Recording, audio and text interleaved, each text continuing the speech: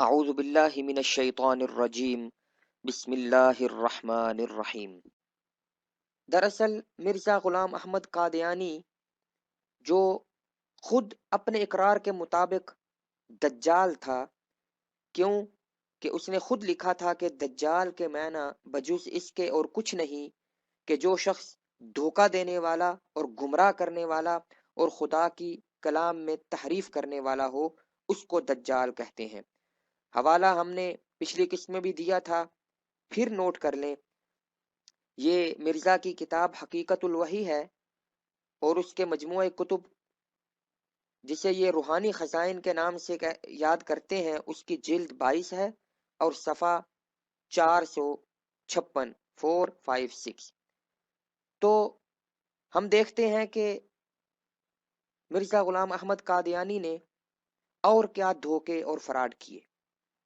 تو بغیر کسی لمبی چوڑی تمہید کے ہم شروع کرتے ہیں۔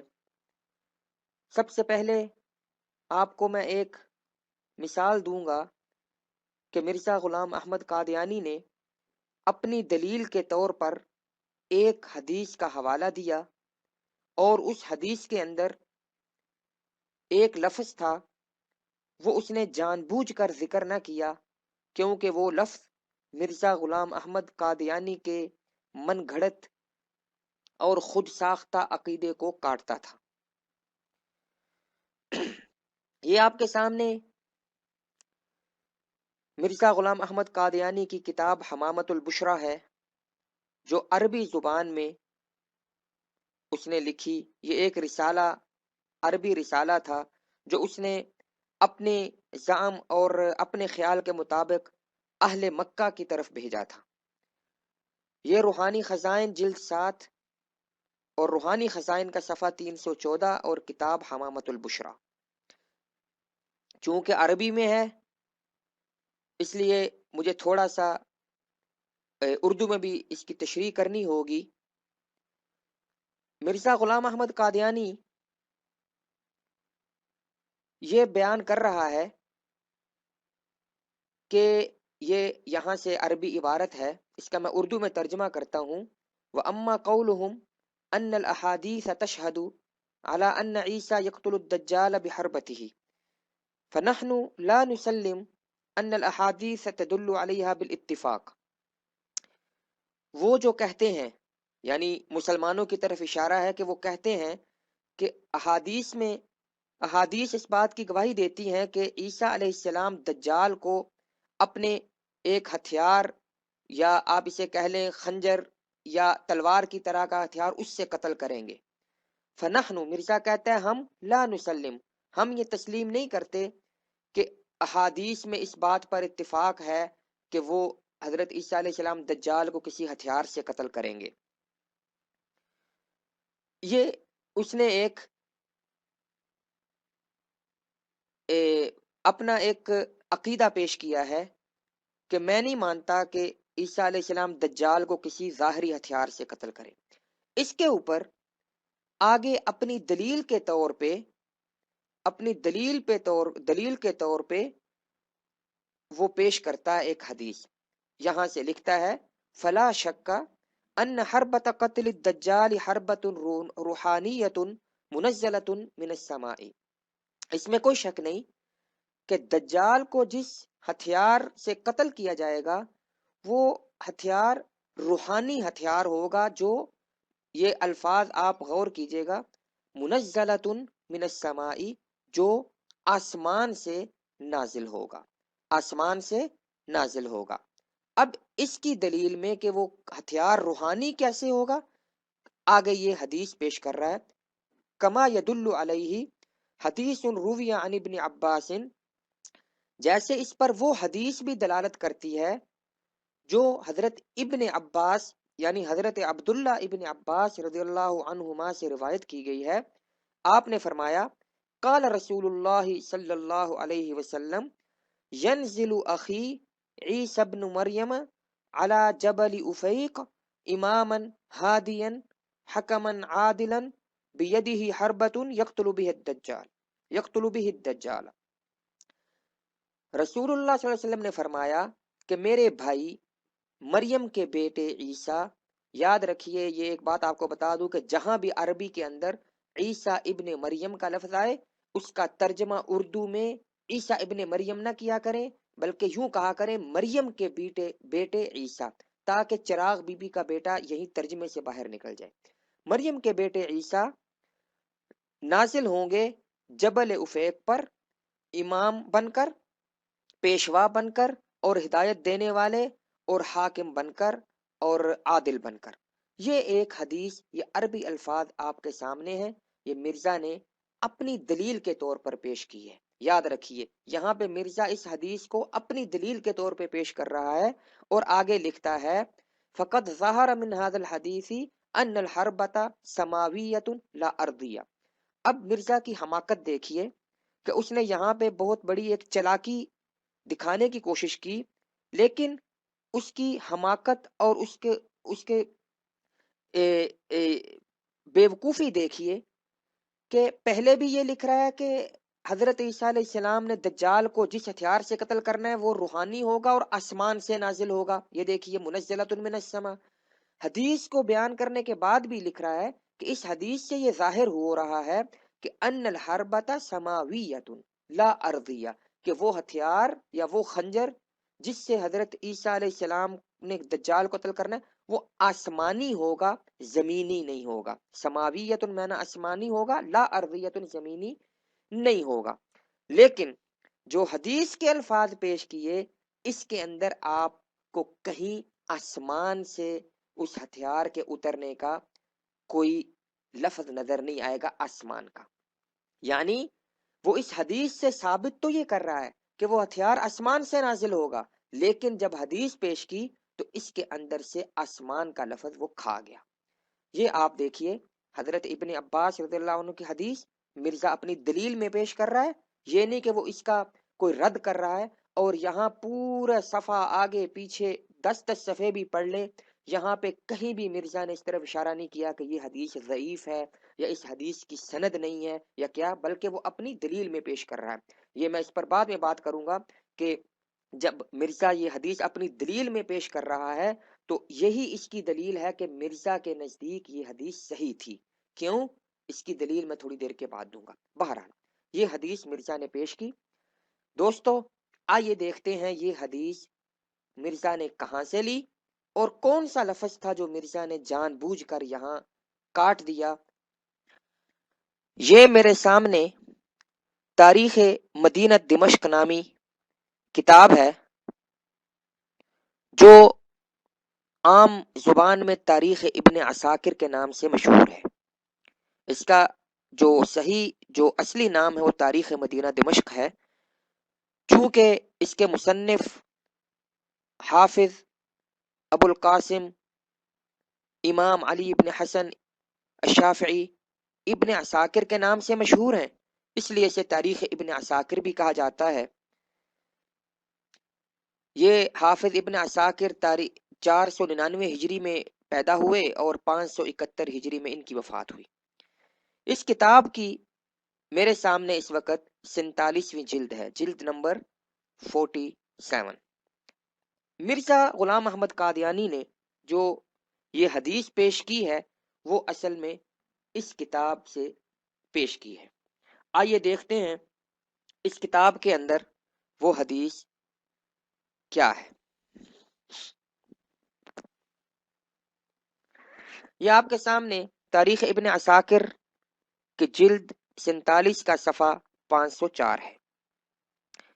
اس کے اندر حافظ ابن عساکر نے اپنی پوری سند کے ساتھ، یاد رکھیے یہ پوری سند آپ کے سامنے ہے. میں نے کچھ مرزائی مربیوں کو اپنی لطیفوں کی کتاب پاکٹ بک سے یہ جھوٹ نقل کرتے ہوئے اور بولتے ہوئے بارہا سنا ہے کہ وہ کہتے ہیں کہ اس حدیث کی کوئی سند نہیں ہے. تو ان کے لیے میں یہ پیش کر رہا ہوں کہ اپنی آنکھیں کھولیں اور پڑھیں. حافظ ابن عساکر نے یہ سند پوری اس کی بیان کی ہے. اخبرنا ابو الحسن برکات ابن عبد العزیز الانماطی و ابو محمد عبد الکریم ابن حمزہ قال حدثنا ابو بکر احمد ابن علی ابن ثابت اخبرنی ابو الحسن ابن رزقوی انبأنا ابو بکر بن سندی حدثنا الحسن بن علي القطان حدثنا اسماعیل بن عیسى انبأنا اسحاق بن بشر انبأنا عثمان بن عطاء عن ابیہ عن ابن عباس انه قال. یہ میں نے پوری سند پڑھ دی ہے. یہ پوری سند ذکر کرنے کے بعد آگے حضرت ابن عباس نے جو فرمایا وہ بہت ایک لمبی روایت ہے، وہ حافظ ابن عساکر بیان کر رہے ہیں. اسی روایت کے اندر حضرت ابن عباس نے پہلے یہ تمام باتیں بیان کی جو ابھی ان کا ترجمہ کرنے کی وقت اجازت نہیں دیتا. ہم جو ہمارا مقصد اور جو روایت مرزا نے پیش کی وہ ہے، چونکہ اسی روایت کے اندر آگے آتا ہے کہ قال ابن عباس، حضرت ابن عباس نے اسی روایت میں یہ فرمایا، قال رسول اللہ صلی اللہ علیہ وسلم، اللہ کے رسول صلی اللہ علیہ وسلم نے فرمایا، فعند ذالک ینزل اخی عیسی ابن مریم من السماء علی جبل افیق اماما ہادیا وحکما عادلا. دیکھیے وہی الفاظ ہیں جو مرزا نے اپنی حمامت البشرا میں پیش کیے. دیکھیے قال رسول اللہ، روایت حضرت ابن عباس سے ہے، انہوں نے فرمایا کہ اللہ کے رسول صلی اللہ علیہ وسلم نے فرمایا، ینزل اخی عیسی ابن مریم علی جبل افیق اماما ہادیا حکما عادلا. اور یہ جو تاریخ ابن عساکر میں روایت ہے وہ مرزا نے وہی ذکر کی ہے، لیکن یہاں پر اصل روایت میں من السمائی کا لفظ تھا. یہ دیکھیے یہ لفظ من السمائی کا لفظ تھا کہ عیسیٰ ابن مریم کے بیٹے عیسیٰ علیہ السلام اس وقت آسمان سے نازل ہوں گے. مرزا نے جب یہ روایت اپنے حوالے میں پیش کی تو آسمان سے نازل ہونے کا لفظ روایت میں کھا گیا، اگرچہ ترجمے میں اور جو وہ ثابت کرنا چاہتا ہے اس میں بار بار لکھتا ہے کہ وہ آسمان سے حربہ نازل ہوگا، لیکن یہ نہیں لکھتا کہ روایت میں یہ ہے کہ عیسیٰ علیہ السلام آسمان سے نازل ہوں گے. تو دوستو یہ تھا ایک، آپ نے دیکھا کہ دجال قادیان اپنی حق میں اور اپنی دلیل کے طور پہ ایک حدیث پیش کر رہا ہے اور اس میں اتنی بڑی خیانت کر رہا ہے کہ من السمائی کا لفظ وہ حذف کر گیا. کیوں کہ وہ اپنی طرف سے ایک جھوٹا چیلنج دے چکا تھا مسلمانوں کو کہ کسی حدیث میں من السما کا لفظ نہیں ہے. یہ کہانی پھر صحیح کہ مرزا کے اس چیلنج کو ہم انشاءاللہ کسی اگلی ویڈیو میں پاش کریں گے اور صحیح متصل مرفوع حدیث رسول صلی اللہ علیہ وسلم سے ثابت کریں گے کہ حدیث میں من السما کا لفظ بھی ہے.